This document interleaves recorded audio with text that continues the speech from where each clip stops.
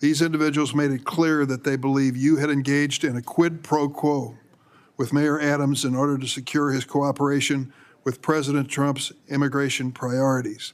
Following these resignations, you reportedly held a video call with dozens of attorneys in the Justice Department's Public Integrity section. Do you remember that call? I do. Mr. Boba, why did you move forward with this case over the objection of the U.S. Attorney's Office, including the lead prosecutor? In order to get Mayor Adams to cooperate with President Trump's immigration policy, you were prepared to drop the charges against him? That's completely false, and I just explained why. Well, it is not completely false. That's exactly what happened. But the judge foiled your plans with prejudice dismissal of the case. Welcome back to Right View Nation, where we expose the lies, defend the Constitution, and call out the swamp for what it is, a festering pit of hypocrisy, double standards, and political revenge. And folks, today we've got one of the biggest political smear jobs we've seen all year.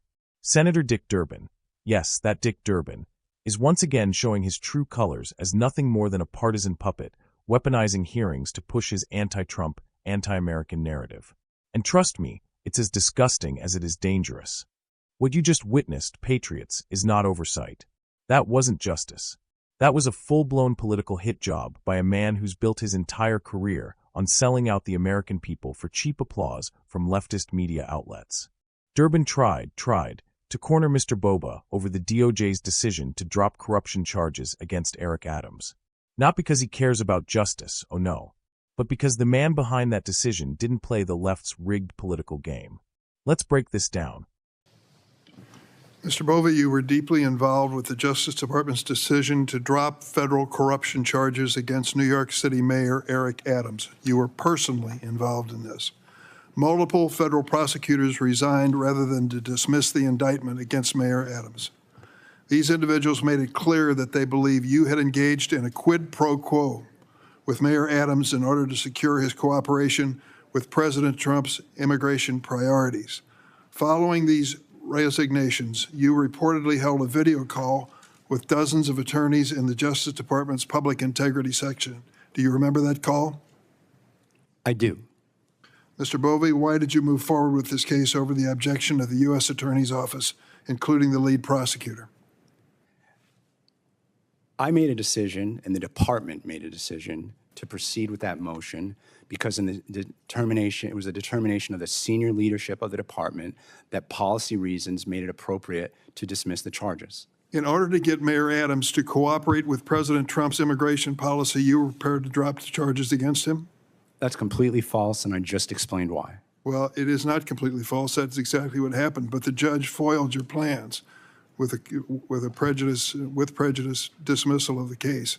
You can no longer have the mayor on a leash making sure that he follows the president's immigration policies. Ranking Member Durbin, there's objective evidence in the record in that case that completely refutes the claim you just made. And there's objective evidence to the contrary. On your call with individuals in the Public Integrity section, did you state, suggest, or imply that the section's career attorneys could be fired if none of them agreed to sign the brief dismissing Mayor Adams' indictment? No. Do you know the two individuals who signed the brief? I do. Edward Sullivan, one of them? Yes. Antoinette Bacon, another? That's correct. Did you state, suggest, or imply that any individual who agreed to sign the brief would be rewarded? I'm sorry, I don't follow the question. Well, you needed somebody to sign that brief, and those two stepped forward. Was there any suggestion they be treated any differently because of it? No. Which attorney, I've already asked this question. Have either of these attorneys been promoted since this occurrence? Not to my knowledge, no. Mr. Boba, in January 2022, you co-authored an article for Law 360 in which you described domestic terrorism as, quote, a national security issue. You then cited charges brought against attendees of the August 2017 Unite the Right white supremacist rally in Charlottesville and against members of the Proud Boys and Oath Keepers relating to the January 6th insurrection at the Capitol. You described these prosecutions in the article as, quote, recent examples that illustrate the asymmetry between international terrorism statutes and the patchwork of narrower laws that can be used to address domestic terrorism. Mr. Bova, do you stand by your characterization of the 2017 Unite the Right rally and January 6 as domestic terrorism? I stand by what I said in the article. You directed Ed Martin, the failed nominee to serve as U.S. Attorney for the District of Columbia, to fire dozens of line prosecutors who had worked on the January 6 case. You also sought the names of thousands of FBI employees who had worked on investigations into January 6 rioters, accused these career public servants of, quote, weaponization, close quote, of the FBI. Mr. Bovee, did you order the removal of anyone who investigated or prosecuted rioters who assaulted law enforcement officers on January 6? So, Ranking Member Durbin, with respect to the prosecutors that you just referenced, there was a decision that was made in response to moves by the prior administration to embed temporary assistant United States attorneys who were brought to the district for purposes of the January 6 cases into that office as permanent employees, in many instances after the 2024 election. When I found out about that, I found it to be unacceptable from the perspective of the management of that office and the need for the permanent U.S. attorney put forth by the President and by Attorney General Bondi to manage the office and to staff it.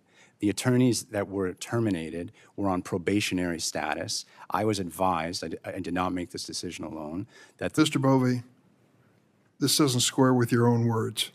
I have in my hand here the memorandum that you prepared on January 31st, 2025 to U.S. attorneys and others, in which you made it clear this was about more than provisional employees being dismissed. Let me read what you wrote. In an executive order issued on January 20th, 2025, President Trump appropriately characterized that work as having involved a grave national injustice that's been perpetrated upon the American people over the last 4 years. This is not about provisional employees. It's about January 6 prosecutions. You call them a domestic terrorism event in this article that you have written.